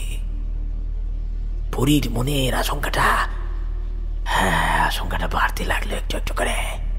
চাপা এক উৎকণ্ঠা নিয়ে এসে এগিয়ে যেতে গেল ধবলির দিকে। আর ঠিক তখনই তার ঘাড়ে হিম শীতল একটা স্পর্শ পেল সে। বরফ ঠান্ডা অনুভূতিটা ঘাড় থেকে ছড়িয়ে পড়ল শির দাঁড়াবে গোটা শরীরে। কেঁপে উঠল তার শরীরটা। পরি কি করবে না করবে বুঝতে পারলো না। আর ঠিক তখনই ঘর ঘরে একটা গলা কানে এলো। একদম চিৎকার করবি না, মুখ বন্ধ রাখলে কোনো ভয় নেই, কিন্তু চিৎকার করলে ছড়ার ফলাটা ফড়ো ফড় হয়ে যাবে তোর গলায়, বুঝতে পারলি? কে তুমি? আমি একজন জেল ফেরত কয়েদি। পুলিশ আমাকে খেপা কুকুরের মতন খুঁজছে। কটা দিন তোদের এখানে গা ঢাকা দেব, মামলা ঠান্ডা হলেই সটকে পড়ব। কোনো চিন্তা নেই, মাটির মূর্তি তৈরির কারখানা আমার, সালা ফেঁসে গেছি। ইতিমধ্যেই শঙ্কর ঘুম ছেড়ে এসে দাঁড়িয়েছে। লোকটাকে উদ্দেশ্য করে সে বলল, পরীকে ছেড়ে দাও, তুমি চাইলে এখানে থাকতে পারো, তোমার কথা এখানে কেউ জানবে না। থেকে গেল কয়েদি লোকটা। পরি পছন্দ করলো না লোকটাকে একদম, তবু মেনে নিতে হলো। শঙ্কর আর পরি খেলা দেখাতে বেরিয়ে গেলেও লোকটা থাকতো জ্বালা ঘরের ভেতরে। দিনে মানে বের হতো না খুব একটা। সন্ধে হলে একটু এদিক ওদিক যেত, বুঝতে চাইতো জঙ্গল ছেড়ে পালাবার সুযোগ হচ্ছে কিনা। কিন্তু তেমন সুবিধে করতে পারল না সে। একটু একটু করে সেও যেন শঙ্কর আর পরির পরিবারের অংশ হয়ে গেল। সুযোগ সুবিধে মতন জঙ্গল থেকে কাঠ কেটে আনতো, ধবলির যত্ন নিত। একটু একটু করে পরিও পছন্দ করতে লাগলো তাকে। সেদিন সকাল থেকেই আকাশ মেঘলা।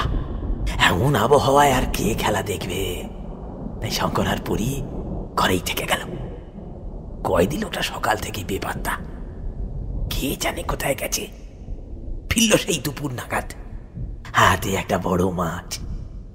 পরীকে একগাল হেসে বলল, এ দেখ, নদী থেকে ধরে আনলো, খিচুড়ি চড়িয়ে দে তো।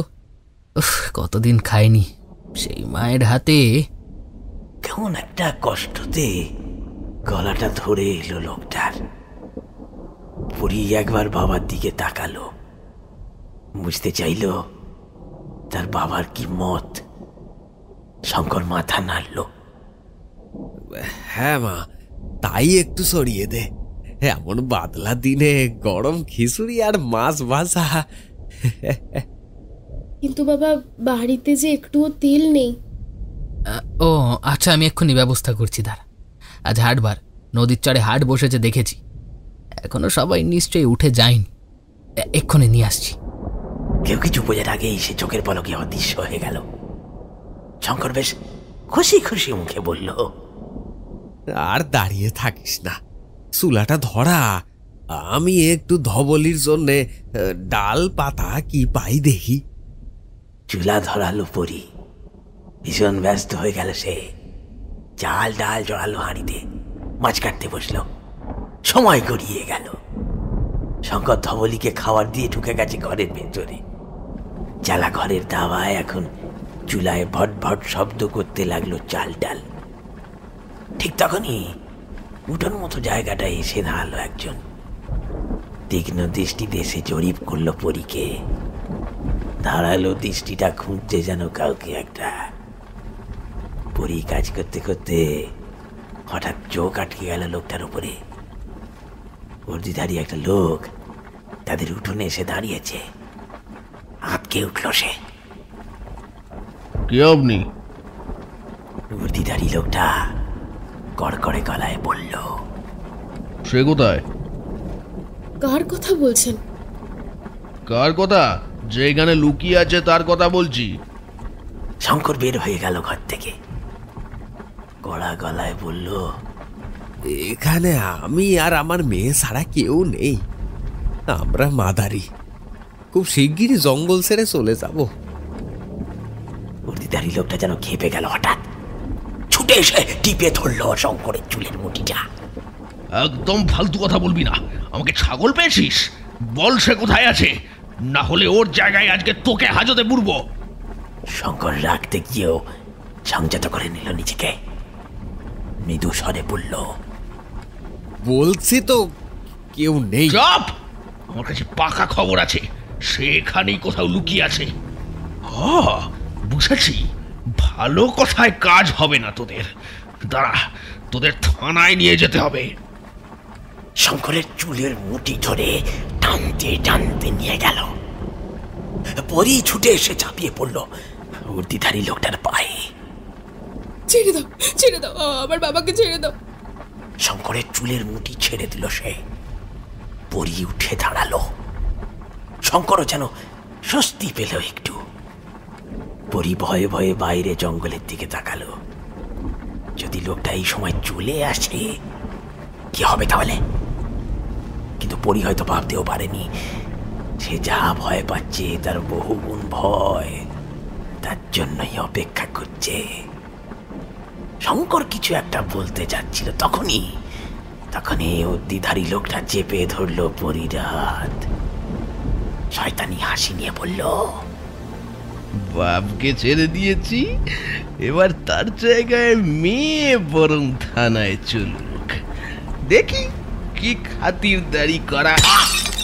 কথাটা শেষ হলো কি হলো না, একটা বোতল সজোরে আঘাত হানলো লোকটার মাথায়। চারিদিকে ছড়িয়ে পড়লো কাঁচের টুকরো। বর্দিধারীর কানের পাশ দিয়ে গড়িয়ে পড়লো রক্তের সাথে হলদেটে তরল। পরী আর শঙ্কর দেখল কয়েদি লোকটাকে। চোখে মুখে তার ভয়ঙ্কর হিংস্রতা। কখন যে সে নিঃশব্দে এসে দাঁড়িয়েছে খেয়ালই করেনি কেউ। যে বোতলে করে সে তেল এনেছিল, এরকম চরম পরিস্থিতিতে সেই বোতলটা দিয়ে আঘাত এনেছে বর্দিধারীকে। বর্দিধারীও দ্রুত পিস্তলটা ঠেকালো কয়েদি লোকটার মাথায়। অনেক লুকোচুরি খেলেছিস, চল এবার আগে তোর ব্যবস্থা করি, তারপর এই ভিজে বিড়াল দুটোকে। কয়েদি লোকটা ওই অবস্থাতেই ঝড়ের বেগে ভাঙা বোতলটা চালিয়ে দিল বর্দিধারীর পেটে। পিস্তলটা ছিটকে পড়ে গেল আর বর্দিধারী পেটটা চেপে বসে পড়ল মাটিতে। রক্ত দেখে কয়েদি লোকটার হিংস্রতা যেন আরো বেড়ে গেল। বোতলের ধারালো প্রান্তটা চালিয়ে দিল বর্দিধারীর কণ্ঠনালী লক্ষ্য করে। কাটা মুরগির মতো দেহটা ছটফট করতে করতে থেমে গেল চিরদিনের মতো। শঙ্কর আর পরী যেন পাথরের মূর্তি হয়ে গেছে। কয়েদি লোকটা পড়ে থাকা পিস্তলটা দ্রুত তুলে পকেটে রাখলো। তারপরে রক্তাক্ত নিষ্প্রাণ দেহটা তুলে নিল কাঁধে, পা রাখলো উঠোনে, ঘাড় ঘুরিয়ে বলল, আমি জঙ্গলে এটাকে পুঁতে দেব, তোমরা এখান থেকে পালাও, না হলে বিপদ আরো বাড়বে। মেঘলা আকাশ মুড়ে বৃষ্টি নামলো ঝমঝম করে। চুলায় তখনও ভট ভট শব্দে ফুটে চলেছে চাল ডাল। পরিপাথরের মূর্তির মতো দাঁড়িয়ে আছে, আর বৃষ্টির আড়ালে হারিয়ে যাচ্ছে একটু একটু করে চলমান একটা দেহ, নিষ্প্রাণ দেহটাকে কাঁধে নিয়ে।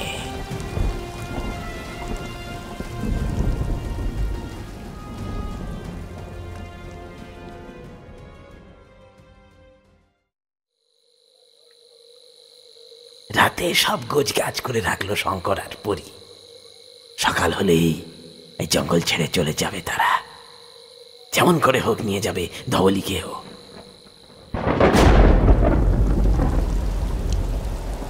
কিন্তু সকালে বৃষ্টির তোড়ের সাথে ঝোড়ো হাওয়া, বের হওয়া অসম্ভব। বিশেষ করে ধবলিকে নিয়ে যাওয়া তো কোনোভাবেই যাবে না। দুপুরের দিকে ঝড় বৃষ্টি থামলো বটে, কিন্তু পরীর গা জ্বরে পুড়ে যাচ্ছে। বিছানা ছেড়ে উঠতেই পারছে না সে। শঙ্করের মনে দোলাচল শুরু হয়ে গেল। এখানে থাকাও নিরাপদ নয়, অথচ পরীর যা অবস্থা, যাওয়াও সম্ভব নয় কোনোভাবে। কাটলো আরো 2 দিন। পরী একটু সুস্থ হলো, কিন্তু এক্ষুনি হেঁটে বেশি দূর যাওয়ার শক্তি তার শরীরে নেই। এদিকে ঘরে একটু দানা পানিও আর নেই। শঙ্কর তাই বাধ্য হলো বাইরে বের হতে। তার মন এতে সায় দিচ্ছে না, কিন্তু তবু যেতে তাকে হবে, না হলে না খেতে পেয়ে মরবে যায়। পরী একাই রইল ঘরে, শরীর ভীষণ দুর্বল, তাই সে শুয়েই রইল। শুয়ে থাকতে থাকতে হয়তো একটু ঘুমিয়ে গেছিল সে। হঠাৎই বাইরে থেকে একটা গলা ভেসে এলো। কেউ আছো? পরী কিছুটা টলতে টলতে বেরিয়ে এলো। দেখল বছর 20-22-এর 2 ছেলে উঠোনে দাঁড়িয়ে আছে। পরীকে দেখে বলল, আসলে আমরা একটু জঙ্গলে মধুর চাক পাড়তে এসেছিলাম, কিন্তু খুব তেষ্টা পেয়ে গেছে, যদি একটু জল দাও। পরী আলতো মাথা নেড়ে ঘরে গেল। কলসিতে পড়ে আছে সামান্য জল। কলসিটা এনে উপর করে ধরল সে। একজন হাত পেতে খেতে লাগলো জলটা। জল খেতে খেতে সে চোখ একবার তুলে তাকালো। তখনই চোখ পড়ল পরীর বুকের খাঁজে। সেখান থেকে সরে গেছে কাপড়, আর সেই খাঁজেই আটকে গেছে একটা কামুক দৃষ্টি। ছেলেটা তার পাশের সঙ্গীটির দিকে শয়তানি হাসি নিয়ে বলল, আরে সালা, মধুর চাক তো এখানেই আছে। ধবলি জোরে ডাক ছাড়ল। খুঁটোয় বাঁধা অবস্থায় ছটফট করে উঠল সে। ছেলেটি পাশে দাঁড়িয়ে থাকা সঙ্গীটি এদিক ওদিক তাকিয়ে দেখলো, তারপরে এগিয়ে এসে টিপে ধরল পরীর হাত। পরী আর্তনাদ করে উঠল, কি করছো তোমরা? মধুর চাক, মধুর চক ভাঙবো গো।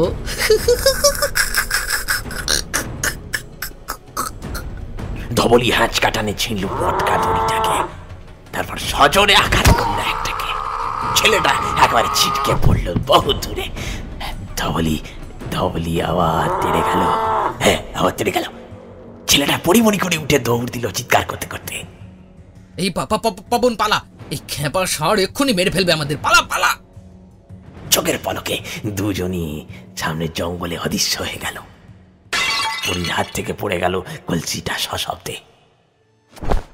জল ছিটিয়ে পড়ল চারিদিকে, আর পরী বাঁশের খুঁটি ধরে বসে পড়ল ধপাস করে। হাউ হাউ করে কেঁদে উঠল সে। বাবা, বাবা,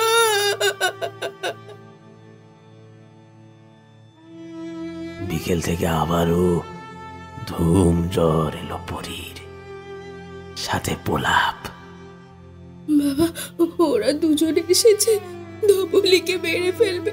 বাবা তুমি বাঁচাও, বাঁচাও।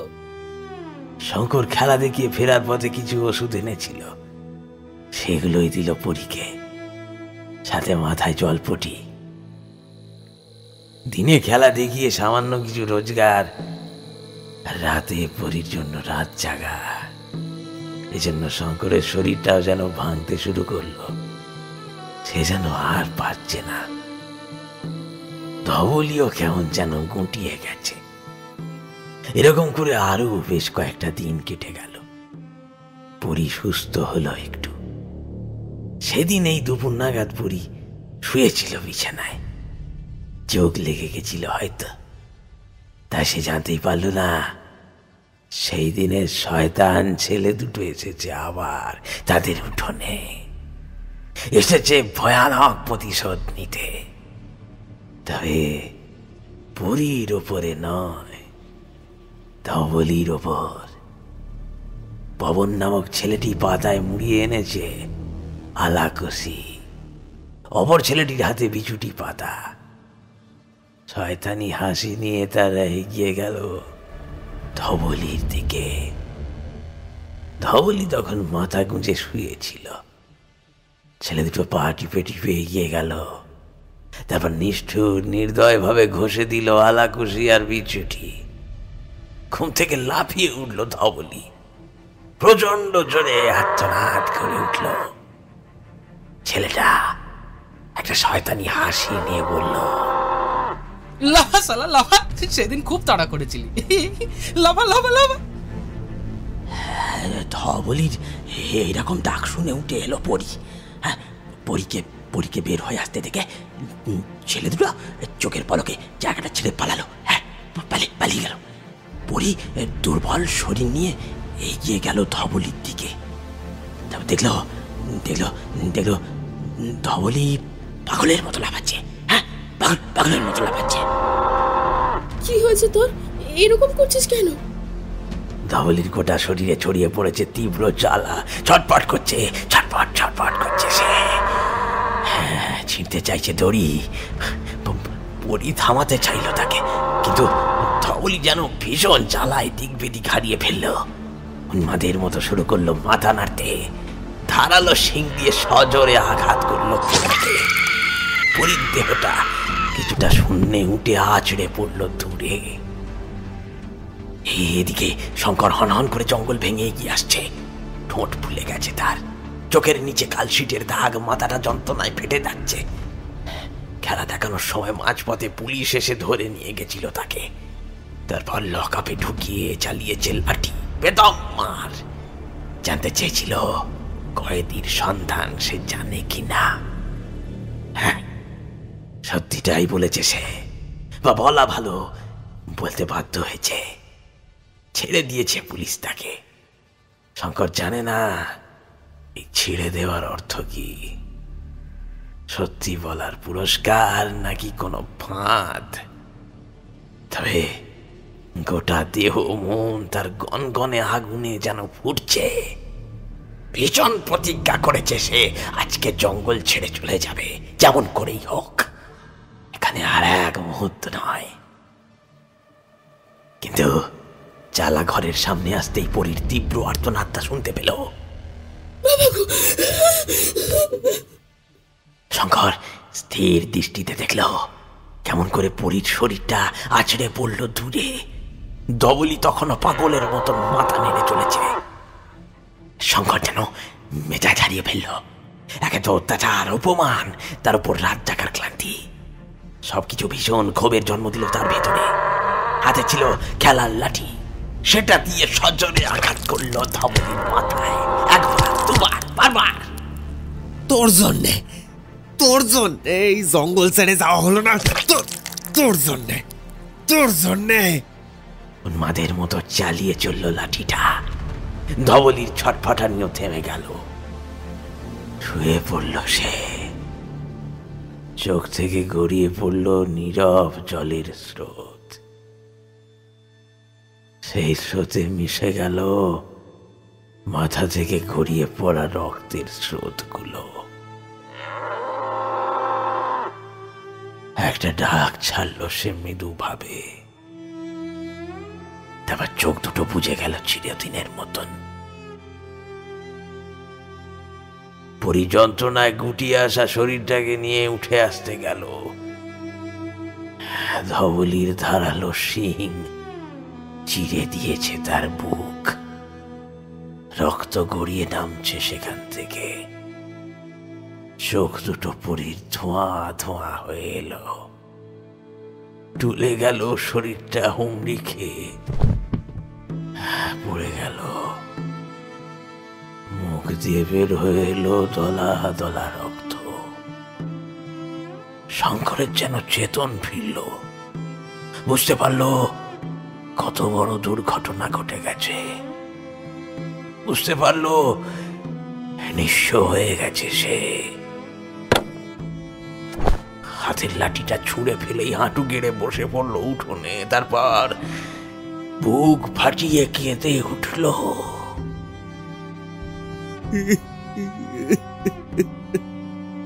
পড়ি পড়ি ধবলি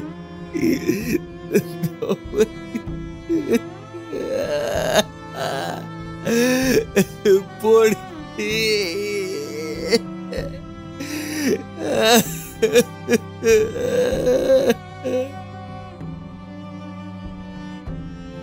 থামলো লোকটা।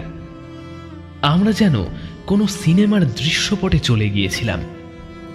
লোকটা থামলে নূপুর আবার জিজ্ঞেস করলো, সেই কয়েদি লোকটার কি হলো? সে আর ফিরে আসেনি? লোকটা আলতো মাথা নাড়ল। দিন দিনেক লোকটা লুকিয়েছিল জঙ্গলে। বর্দিধারীর দেহটা পুঁতে দিয়েছিল জঙ্গলের অনেক গভীরে। তখনও বিকেলের আঁচ মরেনি। কয়েদি লোকটা ভাবলো সে শেষবারের মতন শঙ্কর আর পরীর সঙ্গে দেখা করেই এই জঙ্গল ছেড়ে চলে যাবে।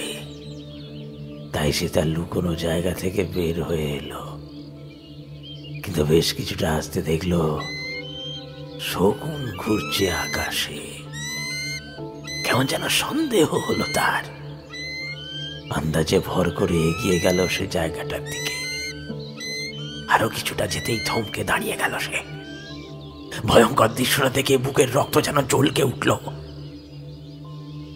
দুটো 20-22 বছরের যুবক, একজনের দেহ ঝুলছে গাছের ডালে, হাড়াহাড়ি ভাবে পাটা আটকে গেছে একটা ডালের খাঁজে। অপরজনের দেহ পড়ে আছে ঠিক তার নিচে। গোটা দেহ নীল বর্ণ ধারণ করেছে। স্পষ্টই বোঝা যাচ্ছে কোনো বিষাক্ত সাপের ছোবল খেয়েছে সে। শকুনগুলো উড়ছে এদের এই দেহটাকে খাবার জন্য। কিন্তু এই ঘটনায় যেন কয়েদির বুকের ভেতরের সন্দেহটাকে আরো বাড়িয়ে দিল। সে দ্রুত হাঁটা দিল চালাঘরটার দিকে। চালাঘরের সামনে এসে আরো একবার থমকে দাঁড়িয়ে গেল সে। একদল শকুন এখানেও আকাশে পাক খাচ্ছে। কেমন পচা একটা গন্ধ ভেসে বেড়াচ্ছে বাতাসে। বুকের ভেতরটা কেঁপে উঠল তার। দ্রুত পায়ে এগিয়ে গেল চালাঘরটার দিকে। কিন্তু উঠোনে পৌঁছতেই শরীর যেন অবশ হয়ে গেল তার। উঠোনে পড়ে ধবলির রক্তাক্ত একটা দেহ পড়ে আছে, পরীর দেহটাও রক্ত শুকিয়ে কালচে বড্ড ধারণ করেছে। ভীষণ হতভম্ব হয়ে গেল লোকটা। কি এমন ঘটেছিল যে এভাবে মরে পড়ে আছে তারা? শঙ্করকে খুঁজতে লাগলো সে। দৌড়ে ঢুকলো চালাঘরের ভেতর। দেখলো শঙ্করের দেহটা ঝুলছে একটা দড়িতে। লোকটা আবারও থামল। জানি না এরপর কি বলা বা করা উচিত। লোকটি অদ্ভুত এক দৃষ্টিতে আমার দিকে তাকালো। শুকনো একটা হাসি নিয়ে বলল, তারপর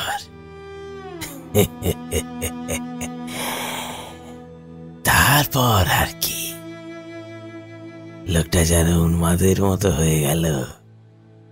কেন যেন তার বারবার মনে হলো তার জন্যই শঙ্কর পরী আর ধবলিকে মরতে হয়েছে এত নিষ্ঠুর ভাবে।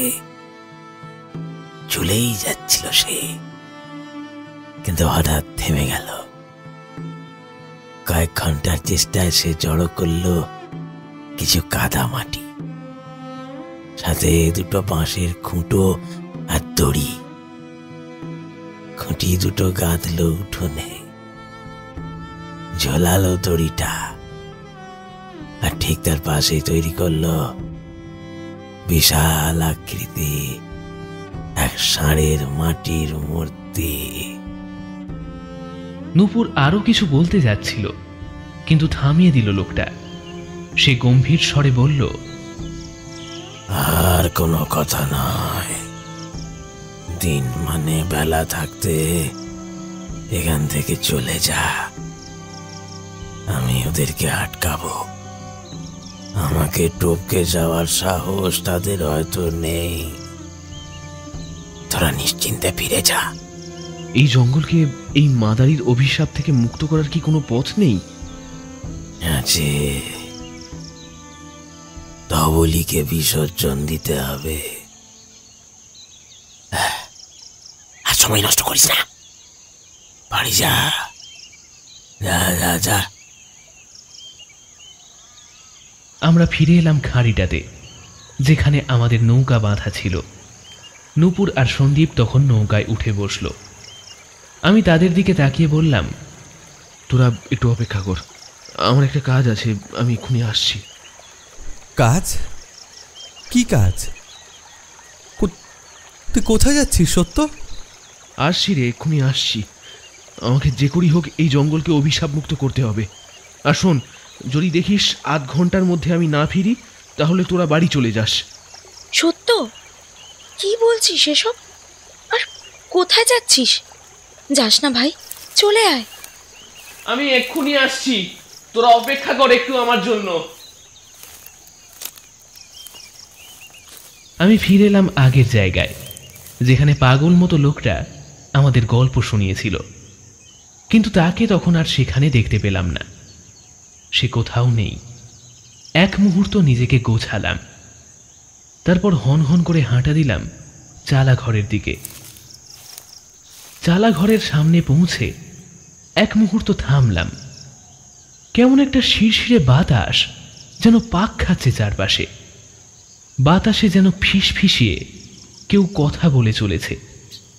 হয়তো এক্ষুনি ধবলি নামক এক হিংস্র ষাঁড় হঠাৎ ছুটে আসবে। হয়তো এক্ষুনি চালা ঘরের উঠোনে দেখা যাবে শঙ্কর আর পরীকে। তারা হয়তো আবারও মারতে চাইবে আমাকে। কিন্তু আমি যে ভীষণ প্রতিজ্ঞা করে এসেছি, এই জঙ্গলকে আমি অভিশাপ মুক্ত করবই। আর কাউকে আমাদের মতন এমন অবস্থায় যেন আর না পড়তে হয়। আমার চোখ খুঁজতে লাগলো শক্ত ভারী কোনো একটা ডাল। বেশ কিছুটা দূরেই পেয়ে গেলাম সেটা। শক্ত মুঠোয় ধরে এগিয়ে গেলাম মাটির মূর্তিটার দিকে। প্রবল বেগে আঘাত করতে লাগলাম সেটাকে। বাতাসের পাক যেন আরো বাড়তে লাগলো, বিষাক্ত হতে লাগলো চারপাশের পরিবেশ। আমি অনুভব করলাম যেন ছায়া ছায়া কারা এসে দাঁড়িয়েছে উঠোনে। কিন্তু আমি সেসব দিকে খেয়ালই করলাম না। গায়ের সমস্ত শক্তি দিয়ে আমি মাটির মূর্তিটাকে ক্রমাগত আঘাত করে চললাম। একটু পরেই সেটা ভেঙে টুকরো টুকরো হয়ে গেল। কিন্তু আমি যা দেখলাম তাতে আমার বুকের রক্ত তখন হিম হয়ে গেল। অতিপ্রাকৃত ষাঁড়ের মূর্তির পেটের ভিতর দুটো মাথার খুলি এবং বেশ কিছু হাড়গোড় তখন রাখা রয়েছে। আমি জানি এগুলো কাদের। ওই কয়েদি লোকটা মূর্তি তৈরির সাথে সাথেই পরী আর শঙ্করের মাথাগুলো কেটে ষাঁড়ের পেটের ভিতর ভরে রেখেছে। হয়তো এভাবেই বাঁচিয়ে রাখতে চেয়েছিল তাদের। হাড়গোড়গুলো হয়তো ধবলির, কে জানে। আমার এসব নিয়ে এখন বিবেচনা করার আর সময় নেই। আমার পিঠ ব্যাগের মধ্যে খলি দুটো এবং হাড়গুলোকে ভরলাম দ্রুত। তারপর দৌড়তে শুরু করলাম জঙ্গল ভেঙে নদীর পথের দিকে।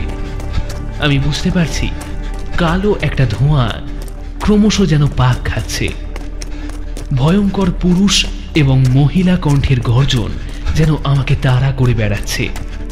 আমি ছুটতে ছুটতেই এক মুহূর্ত ঘাড় ঘুরিয়ে দেখলাম আমায় তাড়া করে আসছে শঙ্কর এবং পরি। আমি জানি একবার তাদের নাগালে পড়লে আমার মৃত্যু নিশ্চিত, কিন্তু আমি আমার জীবনের বাজি রেখে তখন ছুটে চলেছি। যেমন করেই হোক আমাকে এগুলো নদীর জলে বিসর্জন দিতে হবে। আমি বুঝতে পারছি আমার দম ফুরিয়ে আসছে। কাঁটা ঝোপে আমার হাত পা ক্রমশ ছিঁড়ে যাচ্ছে। যন্ত্রণায় গুটিয়ে আসতে চাইছে শরীর। পা দুটো ভারী হয়ে আসছে শীষের মতন, কিন্তু তবু আমি ছুটে চলেছি। শঙ্কর, পরি এবং এক অতি প্রাকৃত ষাঁড় যেন ক্রমাগত আমাকে ছুঁতে চাইছে। তাদের নাগালে পড়ার আগেই আমাকে এই কাজ সিদ্ধ করতে হবে, কিন্তু আমার শরীর যেন আর পারছে না। পা দুটো যেন জড়িয়ে যাচ্ছে, ক্রমশ ফুরিয়ে যাচ্ছে আমার বুকের দম। একটু পরেই খাঁড়িপথটা চোখে পড়ল নৌকায় বসে আছে উদ্বিগ্ন মুখে সন্দীপ আর নূপুর। তারাও এই ভয়ঙ্কর দৃশ্য দেখে যেন এক মুহূর্তের জন্য পাথর হয়ে গেছে। আমি খাঁড়ির একদম ধারে চলে এসেছি। এক্ষুনি ঝাঁপ দিয়ে চাপতে হবে নৌকায়। আমি চিৎকার করে বললাম, নূপুর, সন্দীপ, তোরা দাঁড় ধরে থাক। সত্য, তুই নৌকোয় লাগতে, আমরা তৈরি। আমার সামনে আর মাত্র কয়েক হাত পথ, তারপরে পৌঁছে যাব নৌকার মধ্যে। অতি প্রাকৃত ষাঁড়ের গর্জন যেন গোটা জঙ্গলকে তখন কাঁপিয়ে দিচ্ছে। শঙ্করের হাতের লাঠি যেন আমার মাথা তখন ছুঁতে চাইছে। আমি শরীরের সমস্ত শক্তি উজাড় করে তখন লাফ দিতে চাইলাম, কিন্তু ভাগ্য বোধহয় আমার সাথে ছিল না। পায়ে পায়ে আমার জড়িয়ে গেল, আর আমি হুমড়ি খেয়ে ছিটকে পড়লাম খাঁড়ির জলে। একটু একটু করে ডুবতে থাকলো আমার শরীরটা, আর নদীর স্রোত আমাকে ভাসিয়ে নিয়ে চলল সামনের দিকে।